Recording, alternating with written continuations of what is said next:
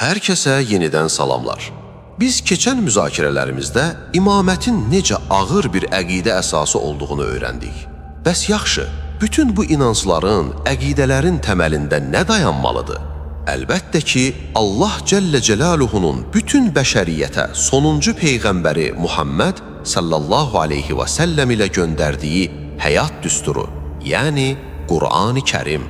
Bəli, İslamın konstitusiyası və ən əsas istinad nöqtəmiz Qurandır. Amma Quran özünü necə təqdim edir? Allah Teala Nəhl surəsinin 89-cu ayəsində buyurur: Biz kitabı sənə hər şey üçün bir izah, müsəlmanlara da doğru yolu göstərən rəhbər, mərhəmət və müjdə olaraq nazil etdik. Bir dəqiqə, hər şey üçün bir izah. Bu ifadə bəzən insanları çaşdırır. Axı Quranda məsələn elektrik cərəyanı, qlobal istiləşmə və ya riyazi tənliklər yoxdur. O zaman hər şey deyəndə tam olaraq nə qəsd edilir? Çox yerində bir sualdır. Əlbəttə ki, bizim gündəlik həyatda başa düşdüyümüz hər şey qəsd olunmur. Burada hər şey sözü Qur'anın nazil olma hədəfi üçün tələb olunan hər şeydir.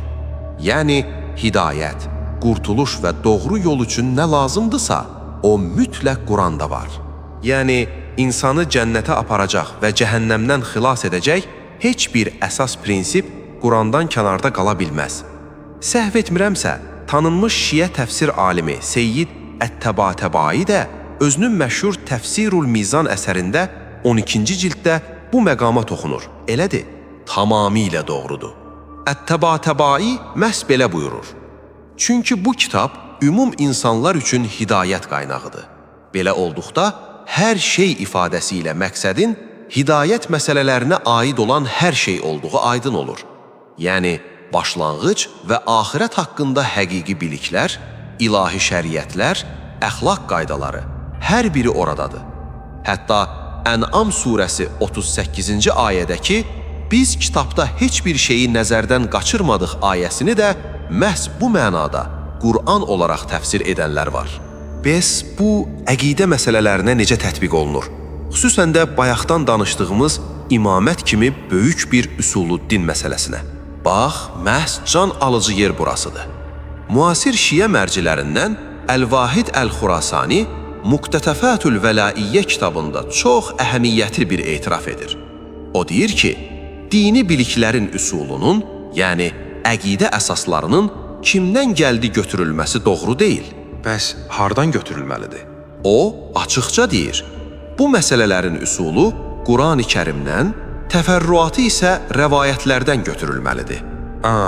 Yəni, əgər bir inanc dinin təməl daşıdırsa, o, hədislərdən nə qədər gəlməsindən asılı olmayaraq, ilk növbədə və mütləq şəkildə Quranda öz əsasını, üsulunu tapmalıdır.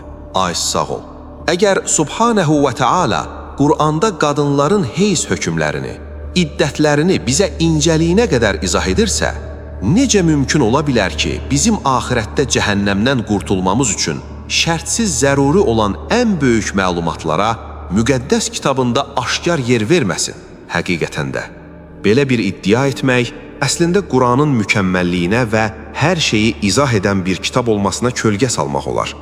Bəs şiə alimləri bu məntiqi ziddiyyətə necə cavab verirlər? Məsələn, Quranda konkret şəxslərin adı çəkildiyi halda imamətdən niyə bəhs olunmur? Bax, məhz bu sualı müasir şiə mərcilərindən Kəmal Əl-Heydəri çox cəsarətli şəkildə öz cəmiyyətinə verir. O, Əbu Ləhəbin adı ilə imaməti qarşı-qarşıya qoyur.